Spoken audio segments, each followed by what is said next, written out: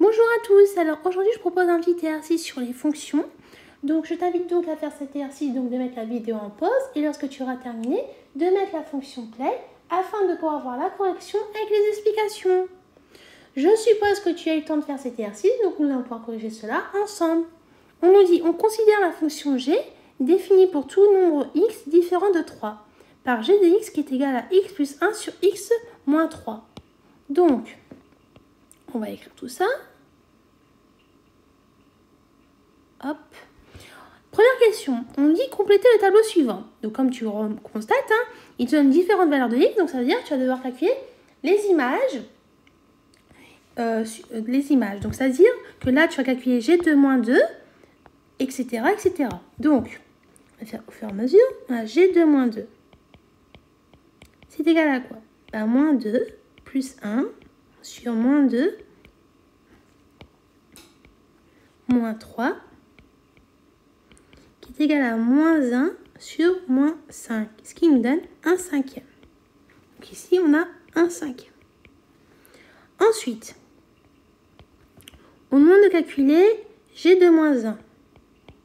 Ça nous donne moins 1 plus 1 sur moins 1 moins 3, ce qui nous donne 0 sur moins 4, ce qui nous fait 0. Donc ici, on a 0.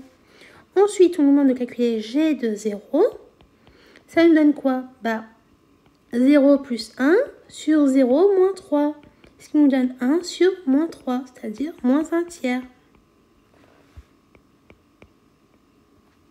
Ensuite, g de 1, ça nous fait 1 plus 1 sur 1 moins 3, ce qui nous fait 2 sur moins 2, ce qui nous donne moins 1. Ensuite, g de 2, on a quoi? On a 2 plus 1 sur 2 moins 3, ce qui nous fait 3 sur moins 1, ce qui nous donne moins 3.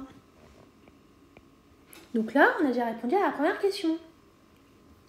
Donc comme tu peux voir, il n'y avait rien de compliqué, c'était juste de la pratique. Question 2. On nous demande de, à l'aide du tableau ou d'un calcul, déterminer l'image de 0. L'image de 0, on l'a calculée tout à l'heure. Regarde, on l'avait fait juste ici. Donc l'image de 0, c'est moins 1 tiers. Donc si tu veux, on va faire au fur et à mesure. L'image de 0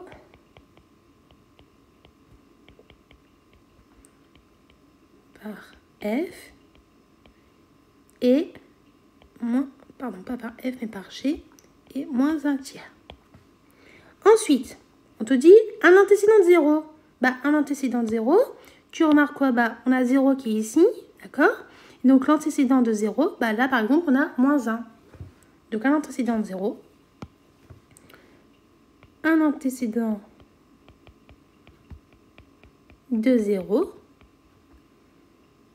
et moins 1. Ensuite, lorsqu'on te demande à l'image de moins 3, l'image de moins 3, on ne l'a pas dans le tableau, donc on va devoir le calculer. Donc on va faire g de moins 3, c'est égal à moins 3 plus 1 sur moins 3 moins 3, ce qui nous fait moins 2 sur moins 6, ce qui nous fait 2 sixièmes, qui est égal aussi à 1 tiers.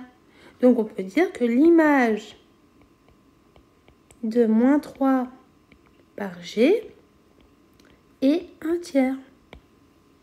Ensuite, la question d'après, on te dit un antécédent de moins 3. Comme tout à l'heure, on voit moins 3, on est là. Donc un antécédent de moins 3, c'est 2, parce qu'on le remarque, il est là. Donc on va écrire ça. Un antécédent de moins 3 et 2. Voilà. Donc là, on a répondu à la question 2. Donc maintenant, on va passer à la question 3. On nous dit, on considère la représentation graphique de la fonction g dans un repère orthogonal. Donc pour information, un repère orthogonal, si tu veux, tu as un repère qui est sous cette forme-là. Et donc grâce à cette forme-là, tu vas tracer ensuite ta fonction. Donc tu as soit une courbe, soit une droite, etc. Donc c'est ça un repère orthogonal. D'accord? On nous dit le point de coordonnées moins 2, 1 cinquième appartient-il à la courbe représentant la fonction g. Donc pour savoir s'il appartient, en fait tu vas juste calculer l'image de moins 2 et si tu calcules l'image de moins 2 et que tu trouves 1 cinquième, ça veut dire qu'il appartient à la courbe. Mais si tu trouves que ce n'est pas égal à 1/5, ça veut dire que ce point-là n'appartient pas à la courbe. Donc, on va devoir calculer G de moins 2. Sauf que d'après tout à l'heure, on avait calculé G de moins 2, ici. Et on sait que G de moins 2, c'est égal à 1/5. Et nous, on sait quoi?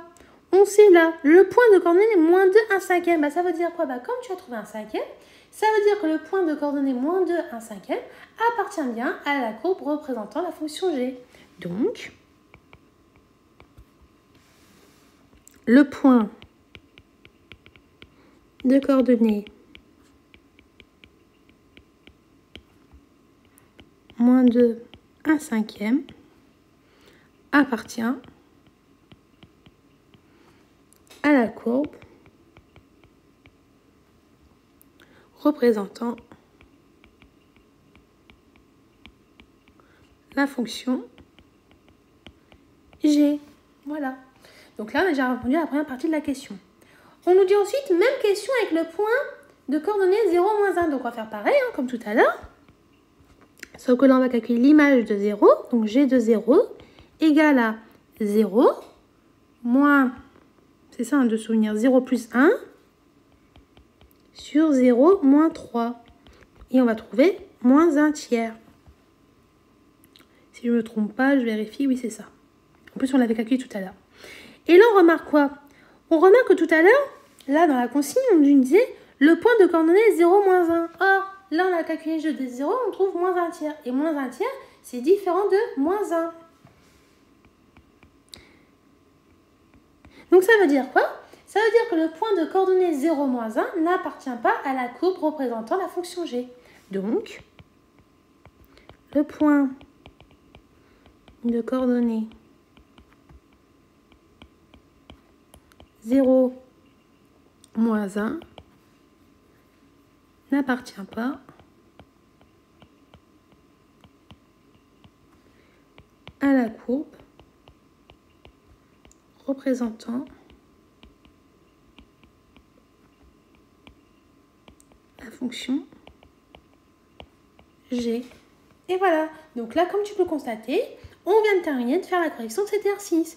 Donc j'espère que tout ce que je viens de te dire a été clair pour toi. Et je te dis donc à bientôt et au revoir.